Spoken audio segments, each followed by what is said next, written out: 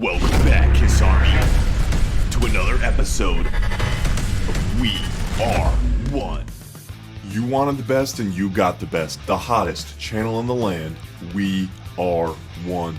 Here I am and here you are. Welcome back to the Psycho Circus and welcome to the show, Kiss Army, as we dive into Kistery, old and new. We Are One was designed to preserve Kistery for generations to come, featuring interviews old and new, and of course giving you the latest in Kiss news. So let's get ready to shout it out loud.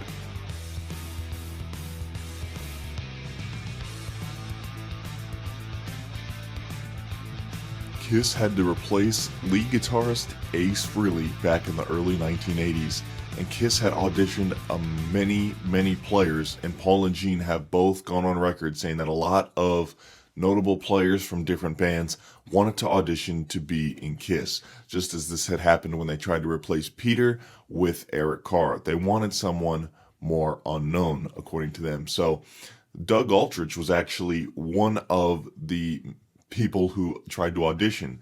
The Dead Daisies' Doug Aldrich, a former member of Dio and Whitesnake, recalled his exciting but slightly awkward audition to replace Kiss's Ace Frehley at the age of 18. Doug Aldrich appeared on a Three Sides of the Coin podcast about the encounter, which occurred after he moved to LA right after he got out of high school back in the early 1980s. In 1981, he joined a band, started playing immediately, and wound up with a gig at the famous club Gazzarri's on Sunset Strip. He recalled, "One day a girl came in and said her boyfriend was Kiss drummer Eric Carr, and that they were looking for a guitar player for Kiss. And she thought that I would be really good for it," he said. He continued, "I thought it was a joke, just winding me up. We played there a couple of weeks later and she came up and she brought Eric."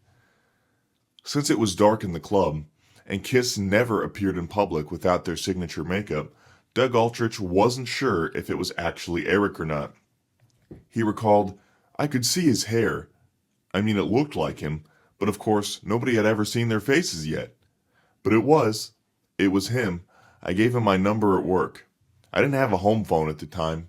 He called me a few days later and invited me to come down to the record plant, and I met Gene Simmons and Paul Stanley there.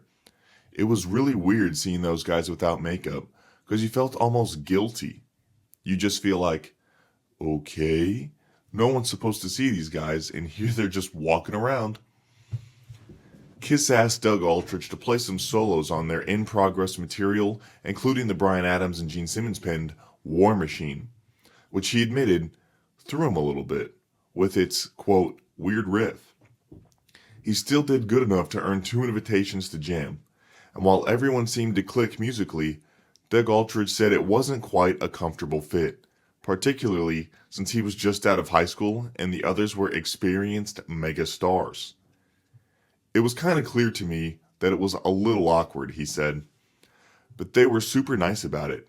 Eric walked me out, and he called me a couple of days later and said, 'You did great, man. You did really good, but we're looking for somebody with a little more under their belt.' It was a great lesson, and it really encouraged me."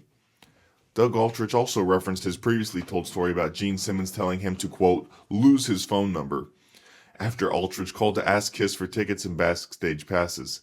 He noted Simmons' super dry sense of humor, suggesting the bassist could have been just joking, which, with Gene, you can never really tell. However, this is pretty interesting considering that they sent Eric Carr out. Gene and Paul actually let Eric go out there, especially given his early days with Kiss and his inexperience with reporters and whatnot, according to Paul's book. But it does seem fitting for Eric to be the one to kind of go about this, considering he was by far probably the most genuine and nicest person in Kiss, maybe second with Bruce, but Bruce wasn't around at the time, so Eric Carr would have been the nicest guy in Kiss. So this is a pretty interesting story with Doug Aldrich and Kiss. He did some great work. I'm a big fan of his stuff on the 2 Whitesnake albums he played on, Good to Be Bad and Forevermore. Those albums are fantastic. But let me know what you guys think about this in the comment section down below. Talk to me, and remember, God gave rock and roll to you, and God bless you.